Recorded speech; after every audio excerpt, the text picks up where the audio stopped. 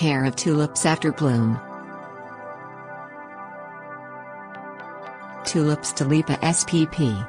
Poking their heads out of the soil is one of the first signs that spring has arrived, and the brightly colored blooms don't disappoint in the weeks that follow.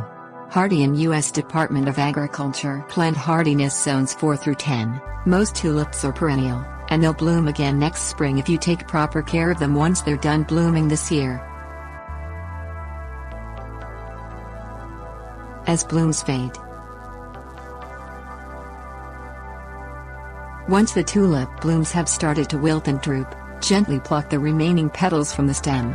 If you prefer, cut off the dead flowers, as well as 1 to 2 inches of the stem.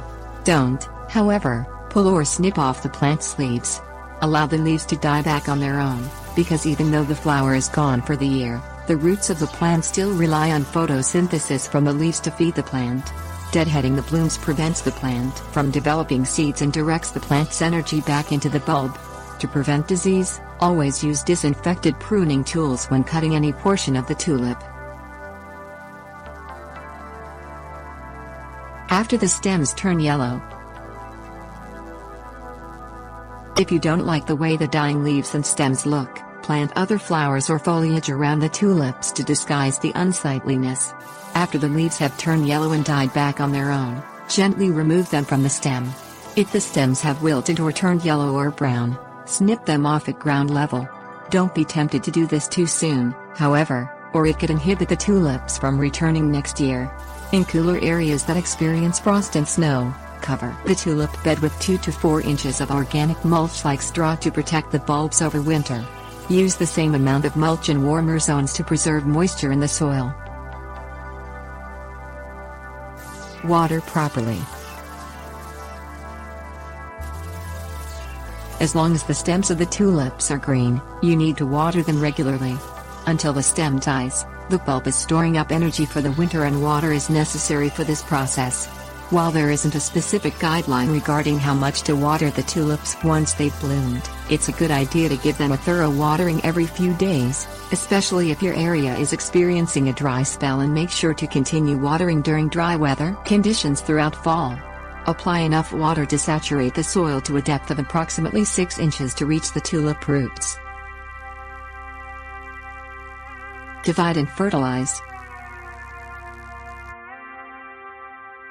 Older plants might need to be divided after they bloom to encourage them to return the next spring and to alleviate overcrowding that creates smaller bloom size.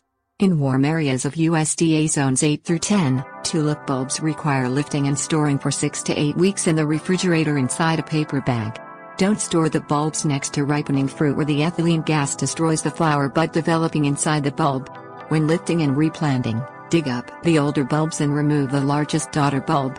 Replant each daughter 6 to 8 inches deep and spacing each bulb 5 inches apart, keeping in mind that tulips thrive in full sun. Fertilizing is usually recommended while the tulips are blooming, but you should also plan to fertilize if you divide the bulbs after they bloom. When blooming starts to occur, incorporate 2 pounds of 5-10-5 or 5-10-10 fertilizer per 100 square feet into the soil. Incorporate the fertilizer into the top inch of soil and wash it off any portion of the tulip it touches.